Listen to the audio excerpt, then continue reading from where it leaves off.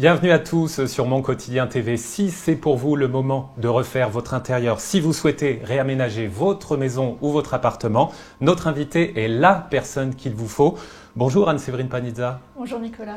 Vous êtes créatrice d'intérieur. Est-ce que j'ai bien décrit votre métier? Tout à fait.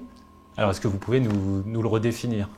J'accompagne les particuliers, les professionnels dans leurs projets de rénovation, d'agencement et de décoration. Est-ce que les grandes lignes, vous pouvez nous les décrire? Comment ça se passe votre métier au jour le jour?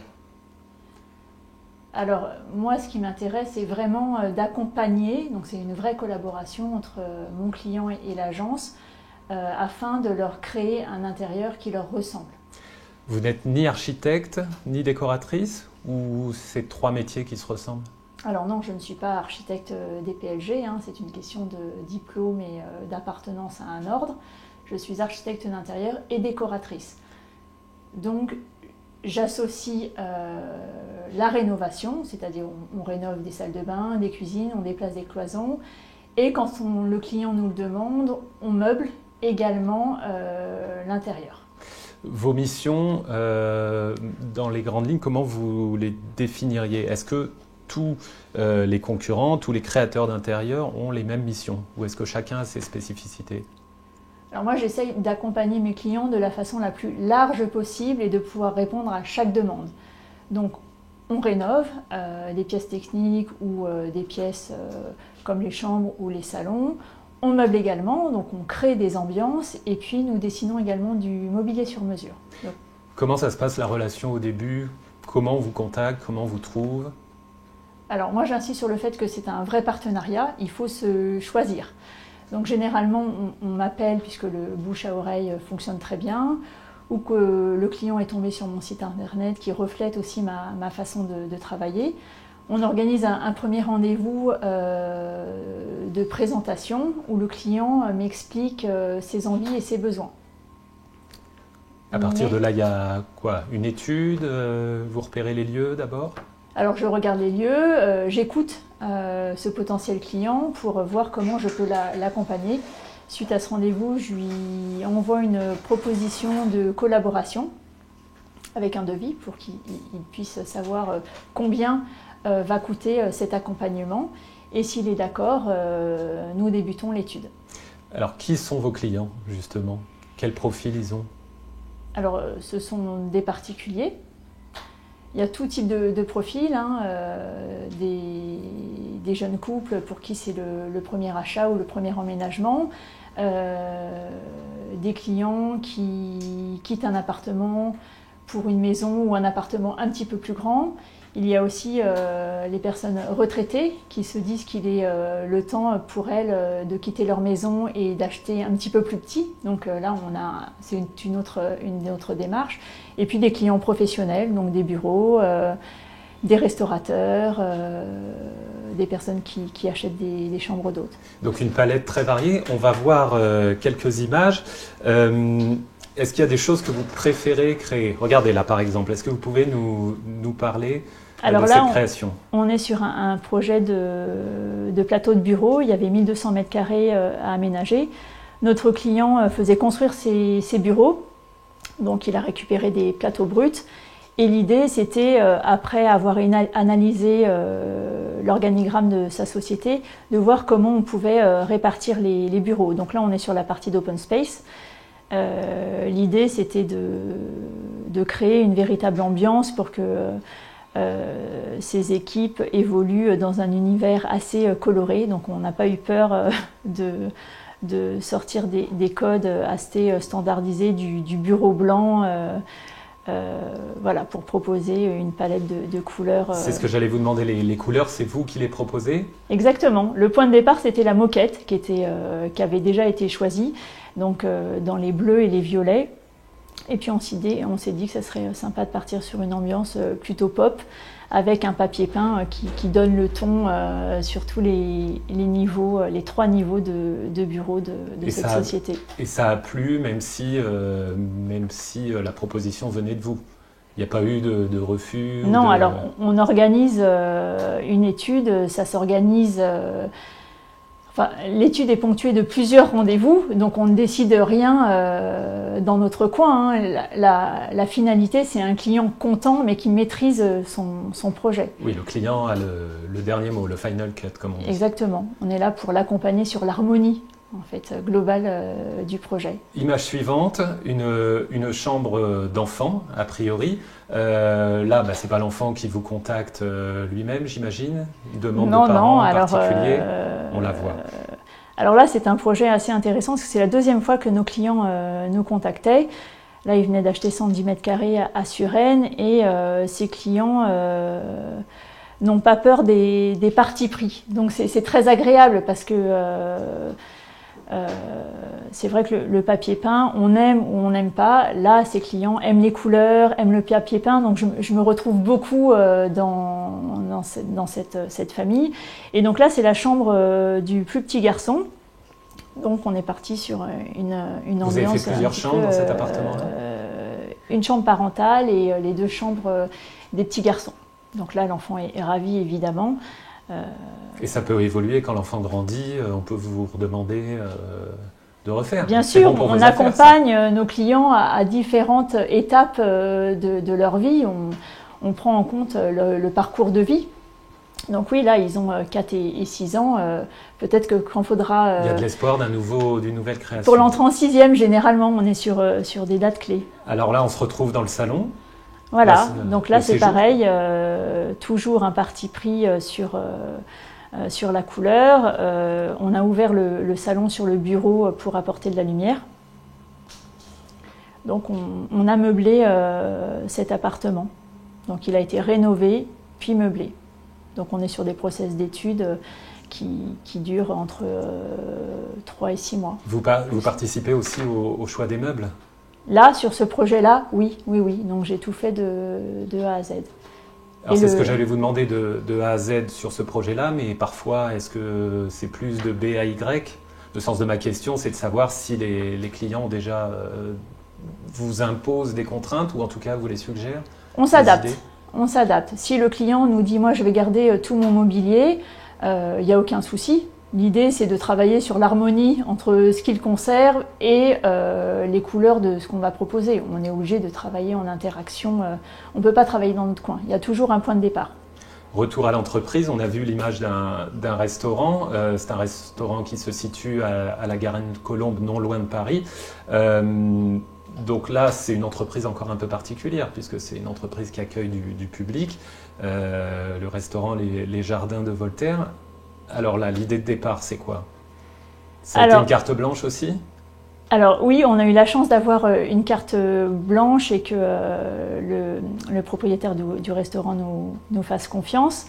Comme je vous le disais, on a toujours un point de départ. Donc là, le cahier des charges, c'était on conserve le sol, le mobilier venait d'être changé, mais par contre, il fallait créer une véritable ambiance.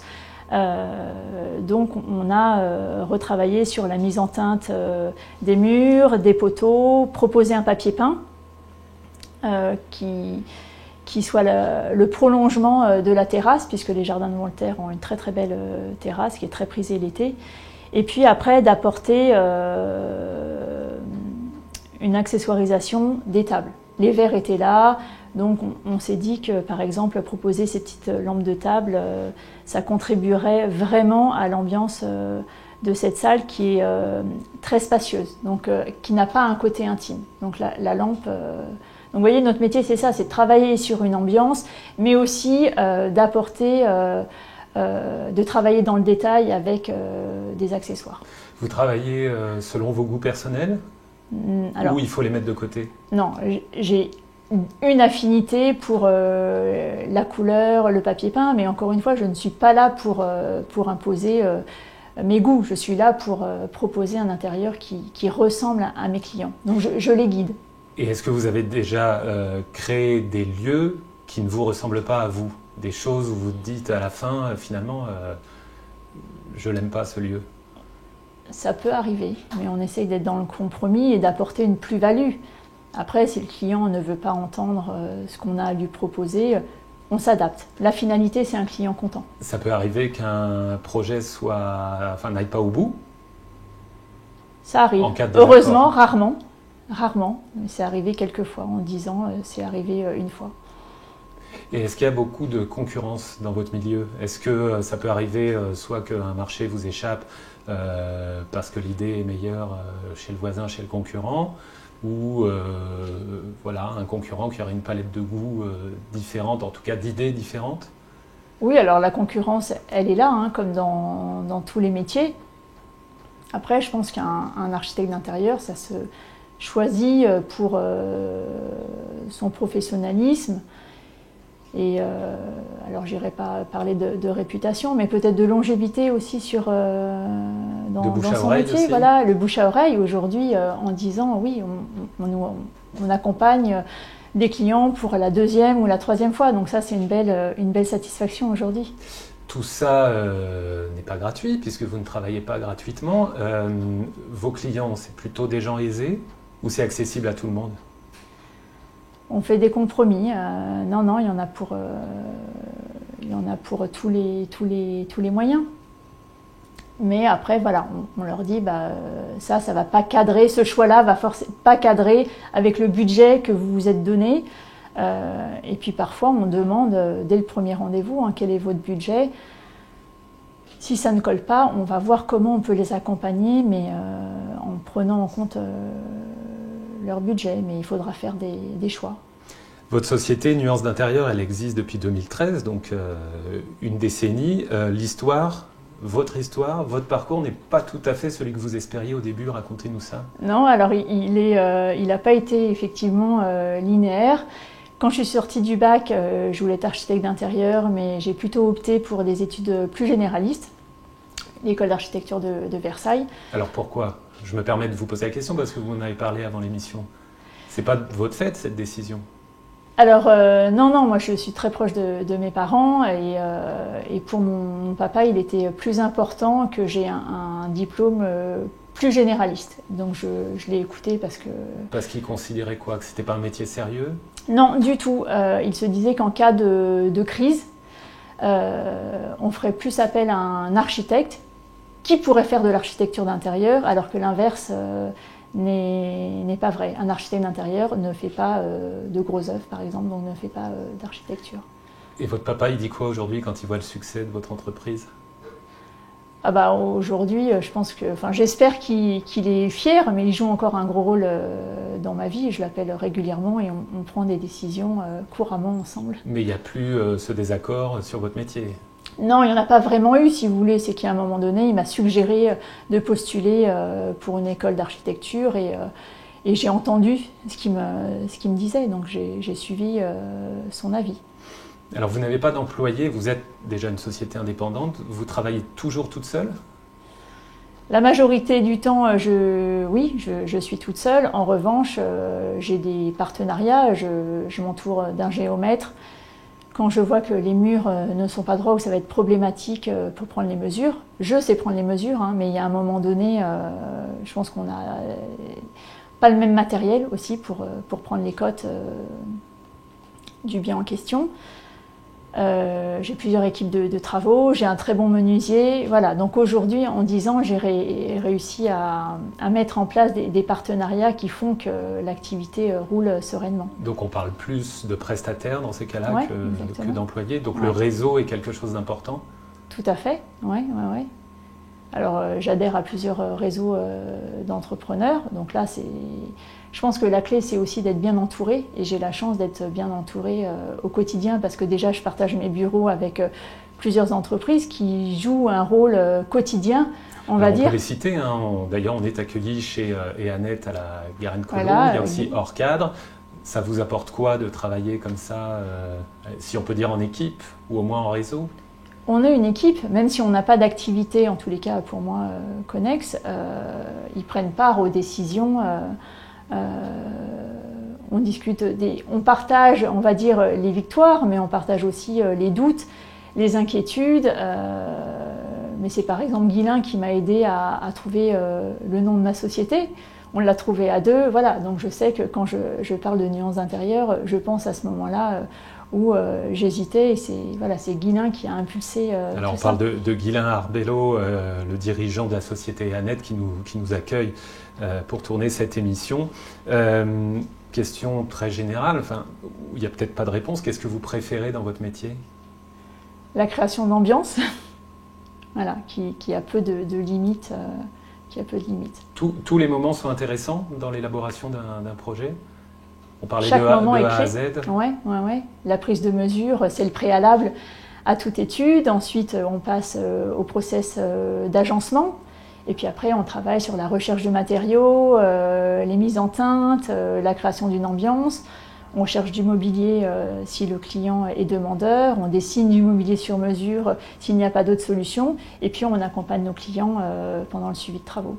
Alors j'ai consulté votre site internet, nuance-intérieur.fr, si je ne dis pas de bêtises.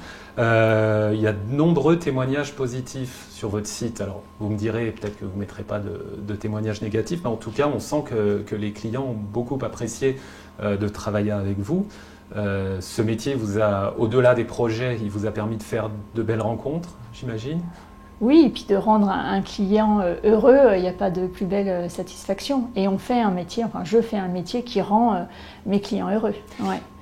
Vos plus beaux souvenirs, est-ce que c'est des projets, les rencontres, comme on vient de le dire, c'est un ensemble? Est-ce qu'il y a peut-être 2-3 souvenirs, 2-3 anecdotes que Non, vous je nous crois que raconter? C'est quand on remet les clés en fin de travaux, quand les enfants découvrent leur chambre, ou on offre du bonheur. Ouais. On dit que les cordonniers sont les plus mal chaussés. Est-ce que chez vous, il y a un super décor?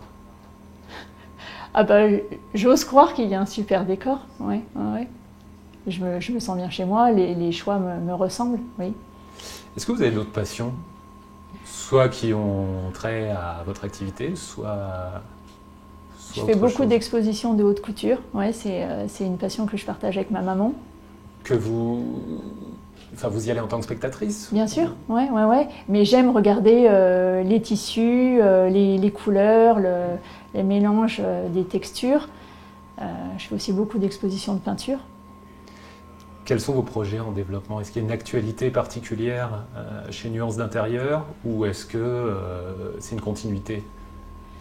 Alors mon envie, si on parle d'envie ou de rêve, ça serait de rénover un hôtel, ou même plusieurs. Voilà, en fait j'espère pouvoir développer une activité tournée vers les pros un petit peu plus développée. Et ça, l'hôtel, c'est jamais arrivé? J'ai fait des chambres d'hôtes, donc j'ai déjà mis un pied dans l'hôtellerie. Et pourquoi un hôtel alors? C'est la taille, la dimension qui vous intéresse? Oui, le fait de recréer un décor pour des clients. Voilà. Est-ce que l'avenir est compliqué dans ce milieu, ou au contraire vous voyez un essor plutôt positif?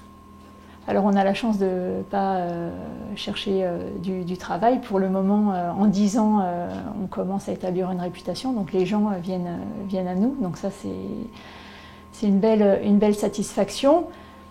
Après, comme tout le monde, je pense que quand on est libéral, on est toujours un petit peu inquiet pour l'avenir.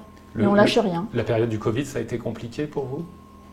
Ça a été compliqué d'être isolé, je pense. Alors moi, j'ai eu la chance d'être en famille, mais comme vous le disiez tout à l'heure, ici, on travaille en équipe. Donc ça a été dur d'être coupé de tous ces conseils et puis d'organiser les réunions en visio. Moi, je suis quelqu'un qui aime les réunions autour du table. On travaille sur des plans. Donc ça a été un petit peu compliqué. Mais notre activité a aussi évolué. On a dessiné davantage de mobilier sur mesure. On est rentré dans des problématiques d'optimisation de l'espace qu'on avait puisqu'on est en Île-de-France. Mais là, cette problématique a pris beaucoup de place.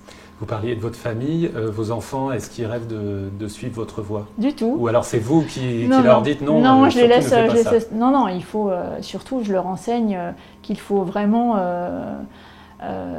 qu'ils se donnent les moyens de faire le métier de leur rêve. Ça, c'est le plus important. S'il fallait recommencer, quel autre métier, ou peut-être le même? Non, le même. Non. Tous les jours, je me lève en me disant que j'ai fait les bons choix de changer de métier il y a 10 ans. Nuance d'intérieur, une société qui a 10 ans. On rappelle votre site internet, nuance-intérieur.fr. Comment vous préférez qu'on vous contacte?